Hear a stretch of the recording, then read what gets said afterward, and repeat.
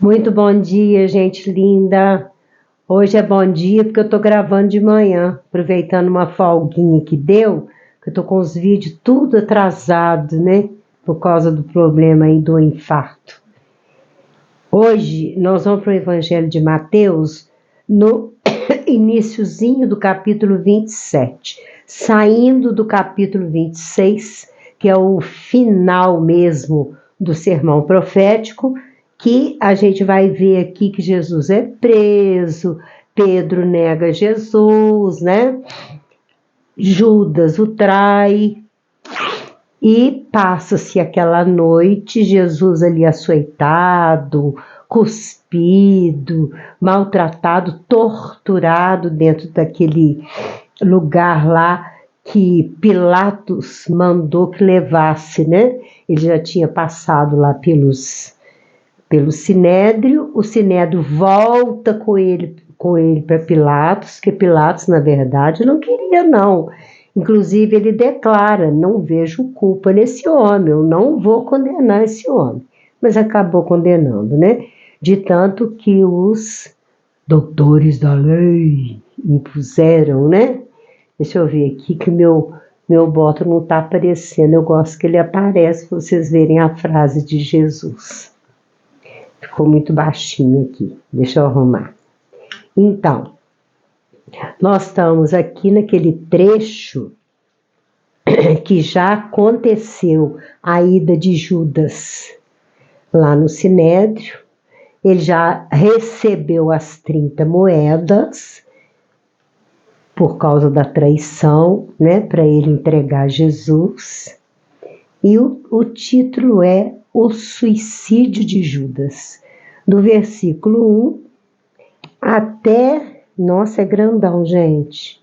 O suicídio de Judas vai até... Não é grande não, é 10, do 1 ao 10, só 10 versículos então. Eu estou procurando fazer 2 ou 3 juntas de uma vez para recuperar os 15 dias perdidos que eu não pude gravar. E chegando amanhã, todos os príncipes dos sacerdotes e os anciãos do povo formavam juntamente conselho contra Jesus para o matarem. Então, o que acontece aqui? Passa-se a noite, Jesus ali sofrendo aquelas torturas e aqueles escribas e fariseus ali insistindo com Pilatos, com os soldados romanos, né? Que eles procuraram a justiça romana para poder matar. A intenção era matar Jesus mesmo. Eles não queriam desculpa e nem estavam assim importando com julgamento, ouvir testemunhas, não, de forma alguma. Eles queriam mesmo era que crucificasse Jesus, né? E chegou amanhã, eles formavam juntamente conselho contra Jesus para o matarem. Juntamente quer dizer todos, em concordância. Eles queriam que matassem Jesus. Não tinha ninguém ali para dizer, não, vamos rever, não foi bem assim, foi assim, né? E manietando-o, levaram e entregaram ao presidente Pôncio Pilatos. O que é manietar? Obrigar, amarrar, né? Nos nossos dias de hoje, coloca-se algema, coloca corrente nos pés. Manietar é dominar. E depois de Jesus ter passado uma noite horrível, não vamos nos esquecer disso, né, gente? Então, Judas, o que o traíra, já havia tido a traição do tal do beijo, que eu acho a coisa mais esquisita que existe, né? Vendo que fora condenado, trouxe arrependido as 30 moedas de prata aos príncipes dos sacerdotes e dos anciãos. Judas se arrependeu quando ele viu o que Jesus estava sofrendo, né? Os açoites, a coroa de espinho, os socos que ele levou, as chibatadas, ele ficou todo sangrando, de tanto que ele apanhou aquela noite inteira. E fora as acusações desses escribas e fariseus, que muitos deles conheciam Jesus, já tinham ouvido Jesus falar, já tinham acompanhado nas ruas, já tinham visto as curas, já tinham visto os sermões, né? As coisas que Jesus anunciava, o reino de Deus. Mas nessa hora eles coliaram todinhos, ficaram todos eles, igual diz aqui, formavam juntamente o conselho contra Jesus para o matarem. Aí Judas chega lá dizendo: pequei, traindo o sangue inocente. Judas caiu na real. Por esse homem é inocente e eu entreguei. Fui eu que mostrei quem era ele no meio dos apóstolos ali lá no Monte das Oliveiras. Então, eles porém disseram: que nos importa? Isso é contigo. Esse é problema seu. Você traiu porque você quis. Você veio aqui e vendeu a sua traição por 30 moedas de prata. E você já recebeu. As 30 moedas agora são suas. É o pagamento que nós estamos te fazendo. E você aceitou. Gente, vocês já pararam para pensar o sofrimento de Judas?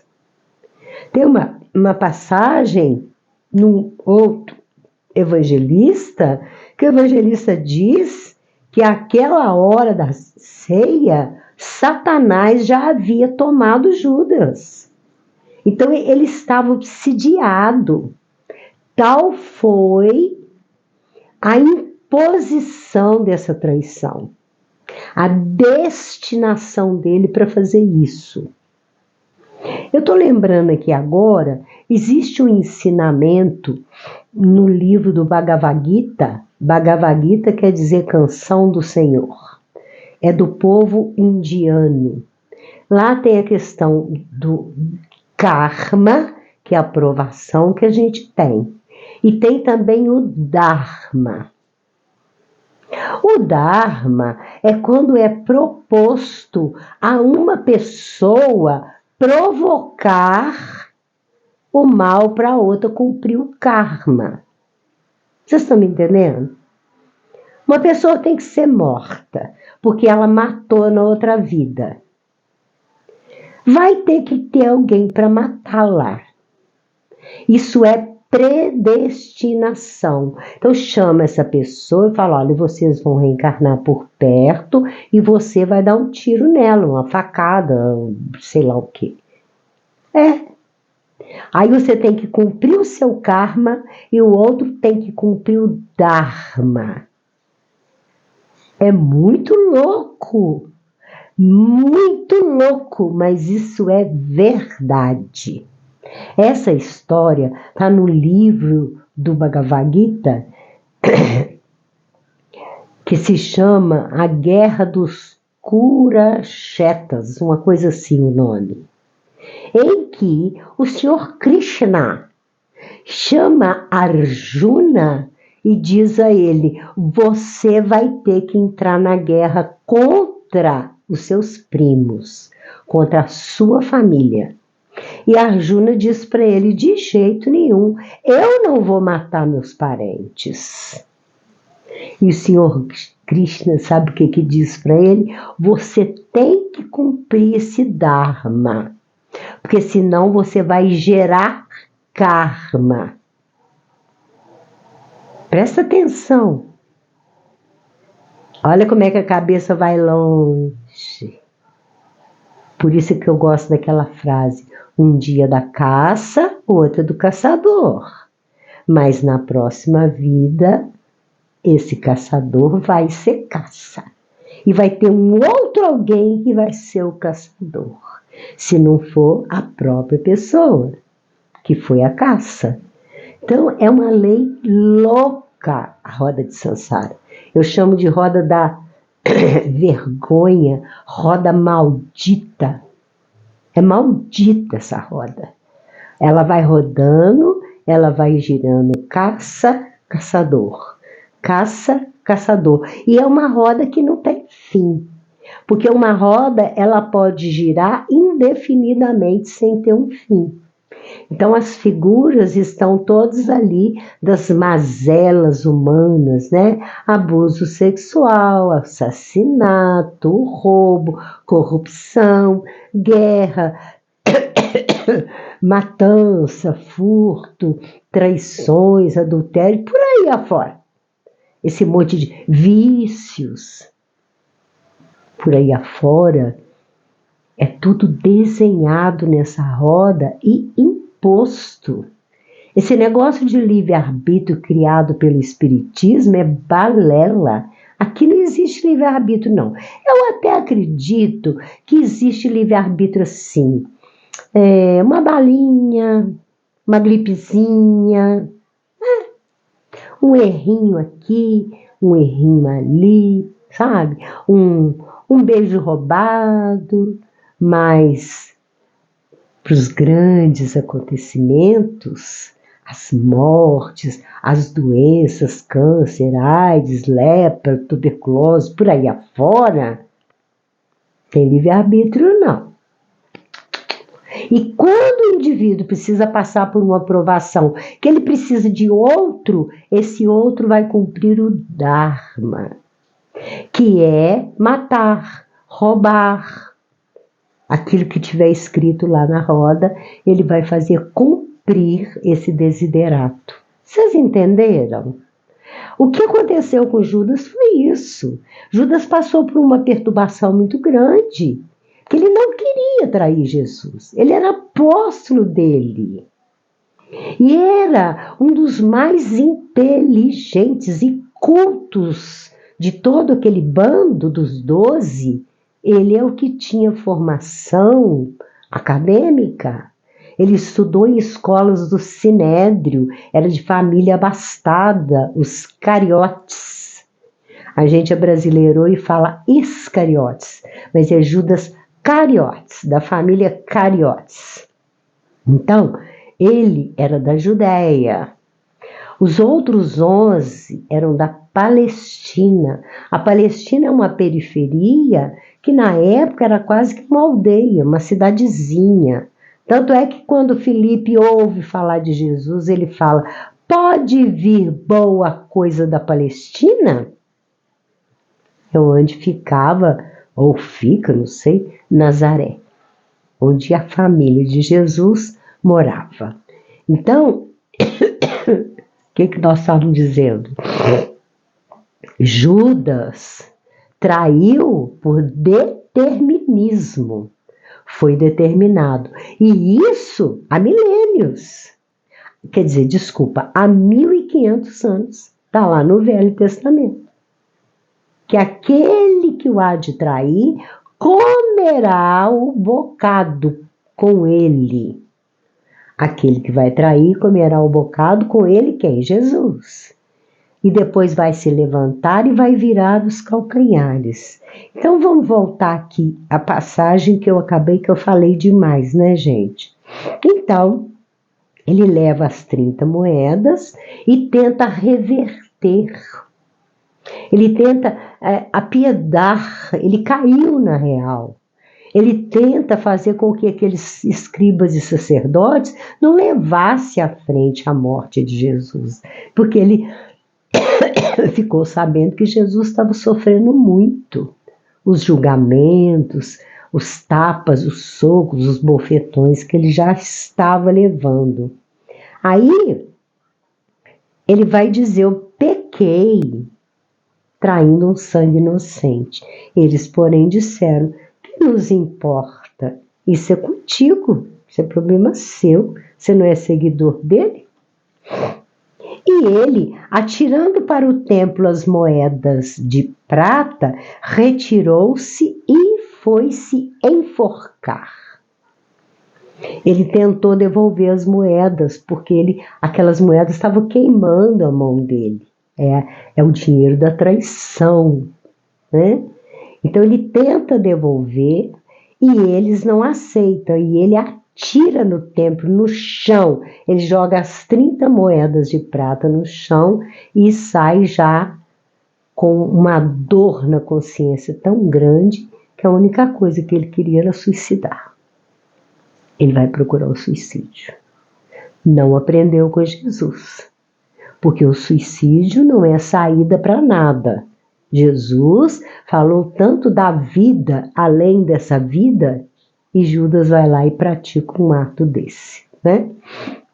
E os príncipes dos sacerdotes, tomando as moedas de prata, disseram, eles vão lá no chão, catam as 30 moedas e vão dizer, não é lícito metê-las no cofre das ofertas, porque são preço de sangue.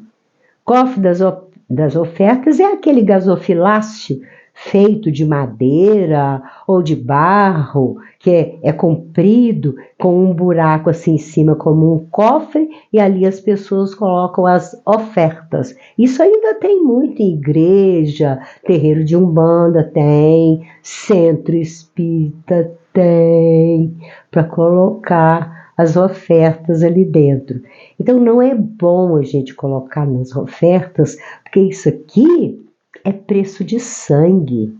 Foi pagamento para poder tirar sangue de alguém, que era o sangue de Jesus. E tendo deliberado em conselho, tudo eles faziam conselho, né? Para fuxicar, para fofocar, para falar mal dos outros e para tomar deliberações torturantes, né? De bater, de jogar no precipício, de apedrejar, de condenar, que negócio de condenar a prostituta, condenar o lazarento, condenar os mendigos, condenar os publicanos, condenar os cobradores de impostos e por aí afora. E tendo deliberado em conselho, compraram com elas o campo de um oleiro para a sepultura dos estrangeiros. Essa questão de estrangeiros ser separados é antiga. Ou seja, o que é um oleiro? É aquele que lida com barro, que fabrica peças em cerâmica, que faz tijolo, jarros. Ele tinha um campo, porque para fabricar tem que ter a terra. Esse campo devia ter uma terra boa para fabricar peças em cerâmica. Então eles compraram com esse dinheiro esse campo de um oleiro. E ali eles foram fazer sepultura dos estrangeiros. Vocês estão pensando que é só Trump que condena estrangeiro? Isso é antigo. Isso é coisa lá do povo judeu, não gosta de estrangeiro, não. Você sabia que o povo judeu não deixava filhas e filhos casarem com estrangeiros? Tinha que ser só com judeu? Judeu não podia, não. O meu marido era joalheiro e ele tinha um joalheiro que morava no Rio de Janeiro, que aliás era judeu, ele gostava muito dele. Chamava-se Saul. E o Saul se apaixonou por uma mulher não judia. Ele foi banido da família. Ele foi deserdado. Deserdado. Por causa dele querer se unir. Eu não sei se ele era solteiro, não sei se ele era viúvo, só sei que ele ia casar com essa mulher, ele apaixonou por ela. Brasileira. Então, ele foi banido. Não tem mais direito ao nome da família, não tem mais direito à herança, é banido. Sepultura para os estrangeiros, ou seja, um terreno comprado, dizendo eles, com dinheiro sujo, que era um dinheiro de preço de sangue, e a gente vai fazer o que com esse terreno? Vão separar os estrangeiros, vão enterrar os corpos dos estrangeiros longe dos nossos corpos, porque nós somos especiais, somos judeus. Eu entendo isso. Por que tinha que separar estrangeiro de judeu? Até hoje, né, gente? Por isso foi chamado aquele campo até o dia de hoje campo de sangue. E eles ali, todo mundo que era estrangeiro, ainda fica esse povo aí estrangeiro visitando Israel, balançando bandeira de Israel.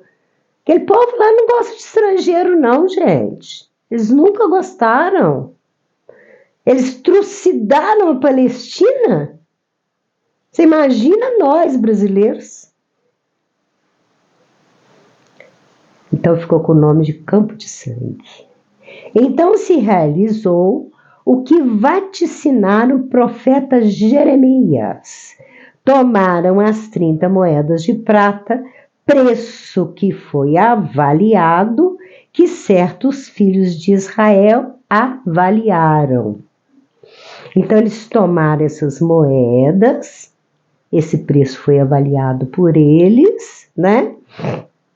Esses certos filhos de Israel, e deram-nas pelo campo do oleiro, segundo o que o Senhor determinou. Gente, Jeremias é um profeta do Velho Testamento. Lá ele já estava dizendo, olha isso. Então se realizou o que vaticinara o profeta Jeremias. Jeremias então já havia profetizado. Tomaram as 30 moedas de prata, preço do que foi avaliado, que certos filhos de Israel avaliaram. Lá, 1500 anos antes. Vê se vocês não concordam comigo. Judas estava destinado ou predestinado? Judas tinha que cumprir aquilo que já estava vaticinado para ele. Então fica aí suicídio de Judas. De novo, né? Eu vou aqui repetir, eu falei na nossa penúltima gravação, eu falei o que aconteceu, né? Jesus foi crucificado e após segundos do seu desencarne, assim que o corpo ali na cruz morreu, ele sai em espírito do corpo e vai até o Hades, o inferno, o umbral, como os espíritas. Cada religião põe um nome diferente, né? Para mim, o inferno é aqui mesmo. Inferno é onde a gente está vivendo. Isso aqui é o inferno. Então, Jesus vai até o inferno buscar Judas. Judas ficou poucas horas lá. Ele vai e busca, não, meu filho, vamos comigo. Porque Jesus sabia que ele não era culpado. Ele não fez aquilo por maldade. Ele foi impulsionado, ele foi empurrado. E isso acontece muito, tá? Acontece. Vocês já ouviram relatos de presidiários que dizem assim: ouvi uma voz na minha cabeça mandando eu matar? Vocês já viram isso? Era Deus falando na minha cabeça: mata fulano, estupro fulano, abuso do ciclano, rouba o outro. São vozes que ficam comandando. Gente, a gente é comandado. Nós aqui somos, marionetes, comandados. A gente vive numa prisão e essa prisão ela é toda comandada como gados. Eles nos conduzem para onde eles querem. Que não existe livre-arbítrio, não. Fica aí, então, a passagem que está no Evangelho de Mateus, o suicídio de Judas. Vamos à nossa frase. Nisto todos conhecerão que sois meus discípulos. Todos conhecerão que sois meus alunos. 2 pontos. Se vos amardes uns aos outros. Meus discípulos serão conhecidos onde estiverem. Na sua pátria, no estrangeiro, na sua família, junto com desconhecidos, com amigos, com inimigos. na guerra, na doença, na saúde, de qualquer forma, serão conhecidos por muitos se amarem. Esses são meus discípulos. Vamos ao nosso presente? Gente, eu não gostei muito não, tá? Sinceramente, folha de revista, eu fiz os canudinhos, isso aqui tem um nome, eu esqueci o nome, quando a gente coloca ele assim, fazendo uma escadinha, tá vendo? Canudinhos de folha de revista, acetinada, né? Sem ser acetinada não dá certo não. Isso eu peguei de uma estátua, numa folha de revista, que é desse jeito mesmo, sem braço, sem cabeça. É de uma mulher, né? Tem seios, é de mulher. Aqui eu fiz também de pedacinhos de revista. Acreditam ou não, isso aqui é um vasinho de planta, em que eu fiz a tampinha aqui também com pedaços de revista. Fica aí então o nosso presente de hoje. Eu não gostei muito não, achei que ficou choco, esse amarelo ocre ficou muito clarinho aqui, mas como tem gosto para tudo, fica aí o nosso presente de hoje. Que Jesus nos abençoe e um grande beijo no seu coração.